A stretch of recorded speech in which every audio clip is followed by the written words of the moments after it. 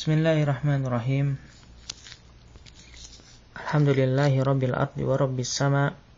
Khalaqa adama wa 'allamahul asma.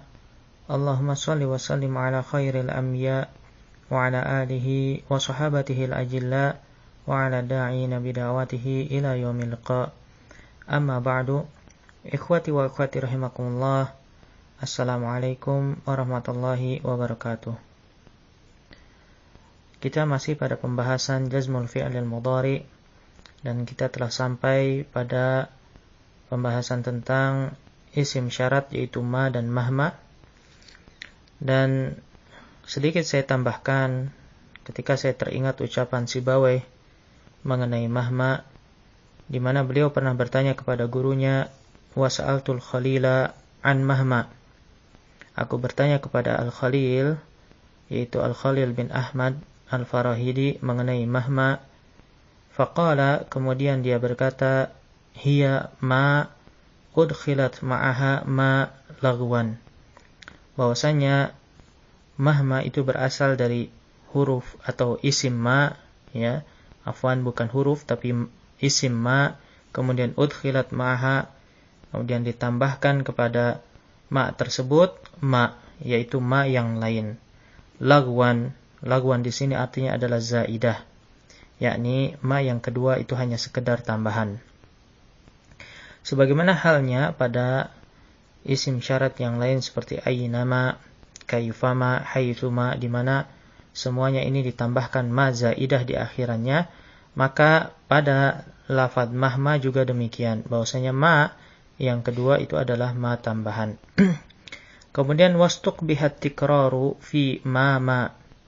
Dan karena lafadz mama itu dianggap tidak bagus oleh orang Arab, fa'ubdilatil aliful ula ha'an, maka alif yang pertama itu diganti dengan huruf ha, li'annaha min makhrajiha, karena memang ha itu satu makhraj dengan alif, wa hasunal lafdhu biha, dan lafadznya juga lebih enak didengar.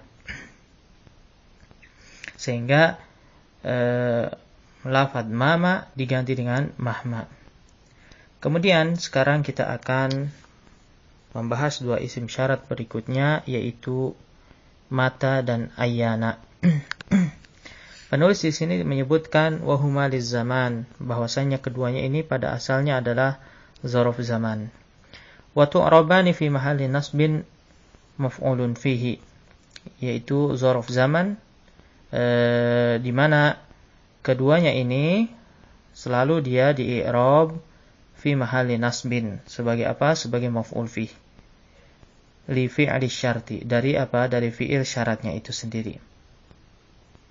Sehingga meskipun mata dan ayyana terkadang berfungsi sebagai adawatus syart, tetap saja kedudukannya ini dalam kalimat adalah sebagai maf'ul fih. Dan ini pernah disampaikan, dikatakan oleh Sibawayh di dalam kitabnya.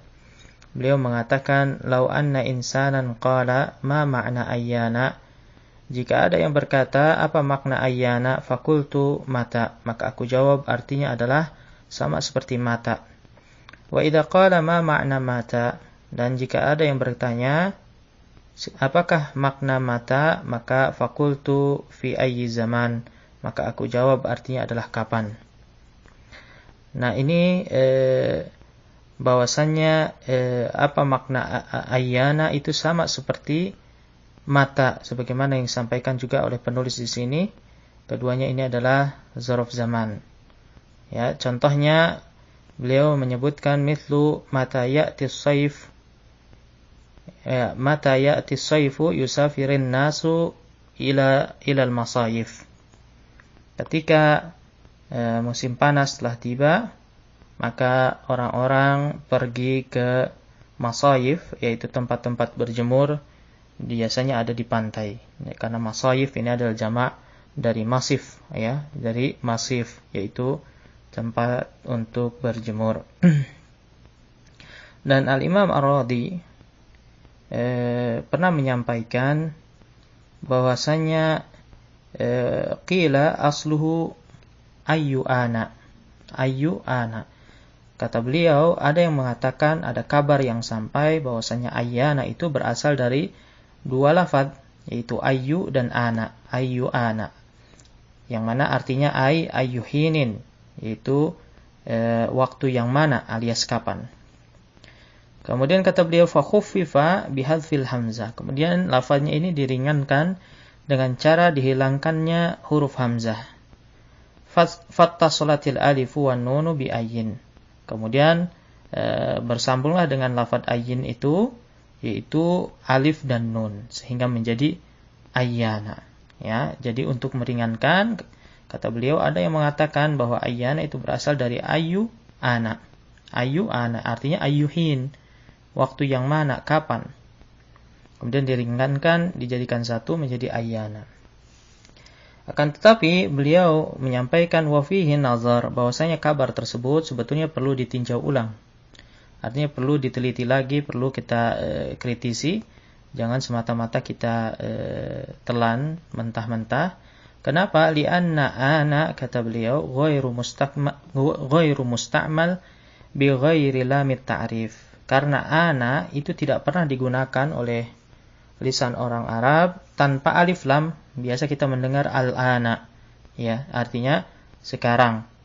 Ya, maka dari itu kata beliau wa ayyun, ya, sedangkan ayyun la yudhafu ila mufradin ma'rifah. Sedangkan ayyun itu tidak pernah dia mudhaf kepada isim ma'rifah. Kalau memang ana di sana ditakdirkan ada alif lam, maka tidak mungkin ayyun itu mudhaf kepada isim ma'rifah, karena ayyun itu selalu dia mudhaf kepada isim nakirah. Baik. Kemudian penulis di sini melanjutkan dengan 4 isim syarat berikutnya. Ya, yaitu aina, kemudian ainama, anna dan haitsuma. Di mana keempat isim ini adalah dzarful makan, wa hiya lil makan, kata beliau, wa tu'rabu fi mahallin nasbin maf'ulun fihi, ya.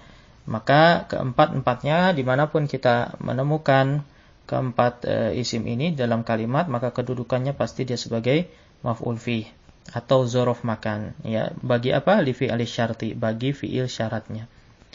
Baik, yang pertama beliau menyebutkan untuk dzarf makan ini adalah aina.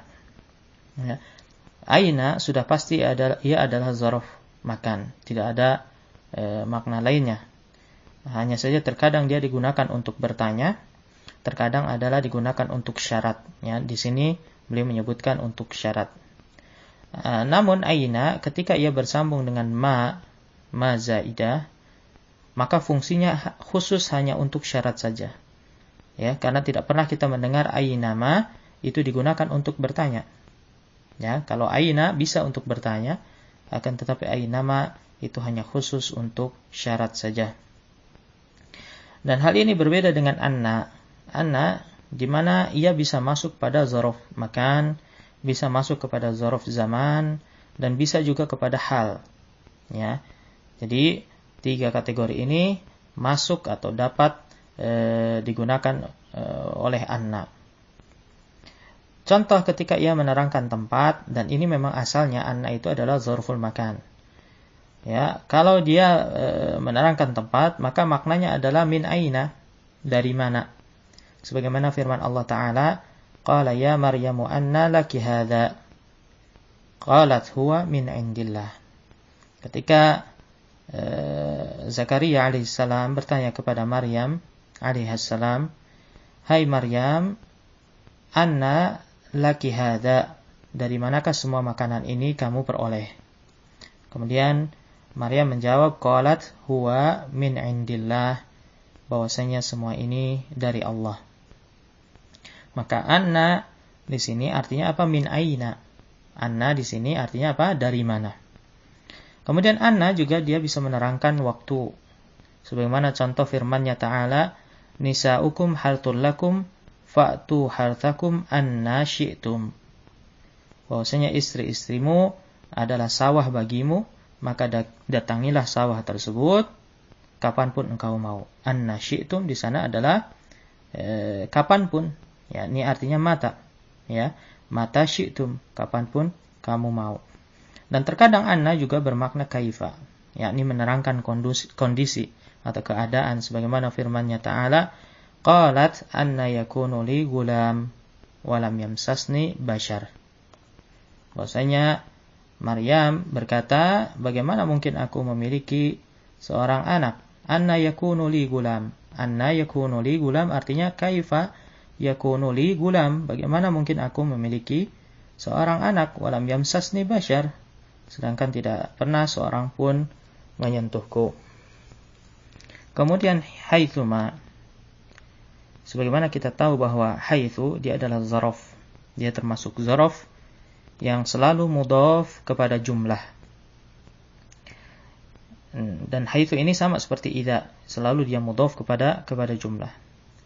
Akan tetapi ketika haitsu ini bersambung dengan ma, maka ma tersebut mencukupinya dari mudhaf ilaih. Artinya mudhaf ilaih tersebut sudah digantikan oleh ma. Jadi dia tidak lagi butuh apa? Butuh mudhaf ilaih. Nah, contoh di sini yang diberikan oleh penulis, mithlu aynama yasudul mithlu aynama yasud al-amnu atau yasudil amnu ta'ummat tumaninah, ya, ta'umma at-tumaninah. Jadi dimanapun keamanan itu berdaulat atau menguasai, yasud, ya, dari dia majzum, ya, dengan sukun, kemudian dihilangkan huruf illatnya. Karena asalnya dia adalah fi'il ajwaf, yasudu. Kemudian dijazmkan menjadi yasud. Kemudian ta'umma, dia fi'il mudha'af, majzum dengan apa? Diakhiri dengan fathah. Ta'umma at-tumaninah, maka ketenangan pun akan tersebar. Contoh lainnya, haitsuma yajrin nilu tukhsibil arda. Haitsuma yajri dia majzum dengan cara apa? Hadful illah. Asalnya yajri, ya. Yajrin nilu tukhsib, ya, tukhsibil arda. Dimanapun atau kemanapun sungai Nil mengalir, maka dia akan menyuburkan tanah. Kemudian berikutnya, isim syarat berikutnya adalah kaifama. Di sini kaifama, kata penulis, wahya lil hal. Dia ini untuk menerangkan apa? Kondisi. Wa tu'rabu fi mahalli nasbin hal. Maka dia juga di-i'rab sebagaimana hal. Ya, dia di-i'rab sebagai hal.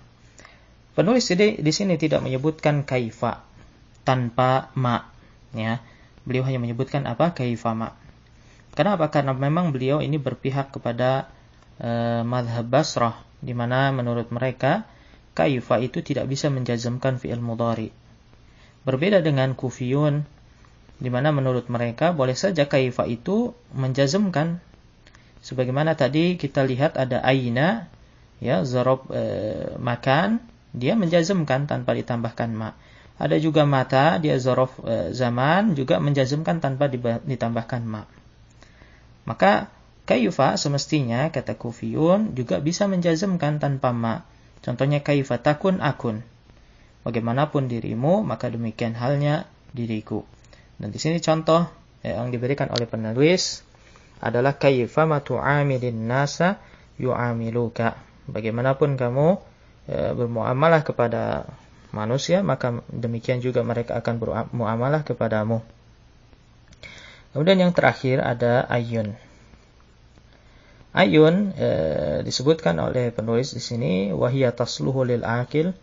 Dia bisa digunakan untuk yang berakal, wa li ghairil akil, untuk yang tidak berakal, waz zamani wal makani, untuk waktu maupun tempat, wal hali, dan juga bisa menerangkan kondisi, bihasabi ma tudhafu ilaih, berdasarkan apa ya mudhaf ilaihnya. Jadi i'rab ayun itu tergantung, atau kedudukan ayun itu tergantung kepada kedudukan mudhaf ilaihnya.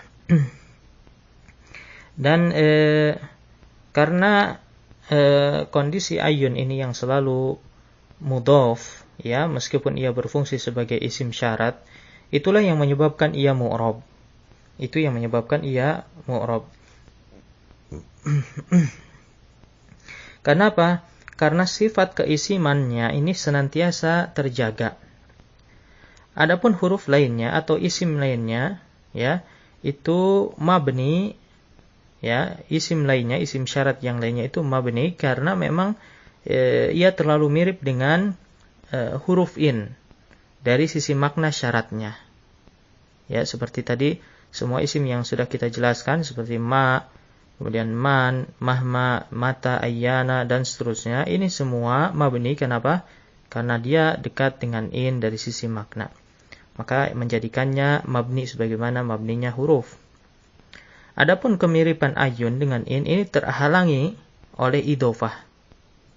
Karena huruf itu tidak mungkin mudhof kepada kata lain. Sehingga konsistensinya ayun dengan idhofahnya tersebut yang menghalangi ia menjadi mabni. Maka ia mu'rab. Disebutkan di sini wahia mu'rabah, dan dia ini adalah mu'rab. Kemudian fatakunu mubtada'an idza udhifat ila ismi dzatin. Kemudian dia fungsinya atau kedudukannya sebagai mubtada ketika ia mudhof kepada isim dzat. Ya, apa itu isim dzat? Contohnya nanti kita lihat. Wa maf'ulan fihi, ya, wa maf'ulan fihi, dan terkadang ya juga kedudukannya sebagai maf'ul fi idza udhifat ila zamanin aw makan. Kalau dia mudhof kepada isim zaman maupun isim makan. Wa maf'ulan mutlaqan, bisa jadi juga maf'ul mutlaq idza udhifat ila masdar. Kalau mudhof kepada masdar. Wa halan idza udhifat ila ma yufidul hal. Dan di i'rab atau dia kedudukannya sebagai hal ketika dia mudhof kepada setiap yang bisa menjadi hal. Ya, maka i'rab atau kedudukan ayun ini bergantung kepada apa ia mudhof, kepada apa saja ia mudhof, sehingga sangat fleksibel. Dan nanti kita lihat contoh-contohnya. Kemudian penulis melanjutkan, wal aslu fi ayyin an takuna bilafdhin wahid lil mudzakkari wal muannats. Pada asalnya kata beliau ayun itu semestinya dia berlafaz mufrad, baik ketika ia mudzakkar maupun muannats. Artinya apa? Artinya asalnya ia berlafaz ayyun atau ayyatun. Ayyun atau ayyatun, ini asalnya. Kemudian mufradan kana, kata beliau, baik kondisinya ini mufrad, au musannan atau musanna, au jam'an atau ketika dia jamak. Jadi lafaznya hanya dibuat sama. Ya, kalau mudzakkar ayyun, kalau muannas maka ayyatun. Ya, tidak peduli berapapun jumlahnya. Kemudian illa annahu yajuzu isti'maluha bitta'i lil muannas. Nah, hanya saja tadi boleh ditambahkan tak marbutah saja untuk membedakan antara muannas dengan mudzakkar, tanpa ditambahkan apa? Tanpa ditambahkan aliful itsnain, tanpa juga ditambahkan wawul jama'. Nah, contohnya misalnya di sini ayyum ra'atin. Boleh kita katakan ayyum ra'atin. Boleh juga au ayyatum ra'atin. Ya. Untuk menyesuaikan dengan taknisnya maka diberi ta, atau boleh dengan lafaz asalnya dengan ayyum ra'atin. Ayyum ra'atin tukhlis fi amaliha, wanita manapun yang ikhlas ya dalam pekerjaannya, tukhdim biladiha, maka sejatinya ia telah membantu negaranya. Maka i'rabnya bagaimana? Ayyu au ayyatu mubtada, ya, sebagai mubtada. Kenapa? Karena li'annahu, ya, dia mubtada'un marfu'un bid-dhamma li'annahu udhifa ila ismi dzatin. Karena dia mudhaf kepada isim dzat. Isim dzat itu seperti imra'ah. Ya, sama saja seperti ismul jinsi, ismul dzat itu. Kemudian contoh lainnya ya, di sini contohnya ayya naf'in. Ya, ayya naf'in, bukan ayyu. Ayya naf'in yanfa'un nasu, ya, yanfa'un nasa yashkuruka alaih. Ayya naf'in tanfa'un nasa yashkuruka alaih. Ayya di sini dia sebagai maf'ul mutlaq mansub bil fathah.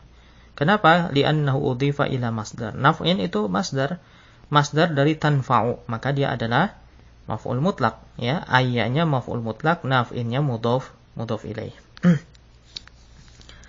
Baik, artinya apa? Ayya naf'in tanfa'un nasa, setiap manfaat apa saja yang kamu berikan kepada manusia, yashkuruka alaih, maka mereka akan berterima kasih kepadamu. Nah, dengan kata lain, maksud dari penulis di sini adalah boleh saja kita mengatakan ayyani atau ayyaini untuk musanna. Jadi diberikan aliful isnain ketika kondisi rafa, atau diberikan ya'ul itsnain ketika kondisi apa? Nasab dan jar. Ayyani, ayyaini. Muannasnya apa? Ayyatani, ayyataini. Ini bentuk muannas musanna. Atau boleh saja kita mengatakan ayyuna atau ayyina ketika menerangkan apa? Jama'. Ketika dia mudhaf kepada jama'. Ayyuna, ya, ayyuna atau ayyina ketika mansub atau jar. Dan bentuk muannasnya adalah ayyatu, ayyatu, diberikan alif dan ta. Nah, ini sebetulnya yang ingin disampaikan oleh penulis. Akan tetapi kata beliau bahwasanya asalnya ayyu itu bentuknya mufrad, ya, asalnya bentuknya mufrad. Dan pernyataan penulis ini ternyata bertolak belakang dengan apa yang disampaikan oleh Al-Imam As-Suyuti rahimahullahu ta'ala, di mana beliau pernah mengatakan fal afsahu fihi al-mutabaqah, maka yang lebih tepat, yang lebih fasih itu justru dengan mutabaqah, ya. Yang lebih baik itu adalah dengan mutabaqah, yakni adanya keselarasan, baik dari sisi kata beliau i'raban wa tadhkiran wa ifradan wa ghairahuma, ay ta'nitsan wa tathniyatan wa jam'an. Kemudian Al-Imam Suyuti mengatakan baik dalam hal i'raban, wa tadhkiran dalam bentuk mudzakarnya harus sama, wa ifradan dalam bentuk mufradnya, wa ghairahuma, dan selain daripada dua itu, ay ta'nitsan yaitu dalam kondisi muannasnya harus sama, wa tathniyatan dalam bentuk musannanya sama, wa jam'an dan bentuk jamaknya juga harus selaras.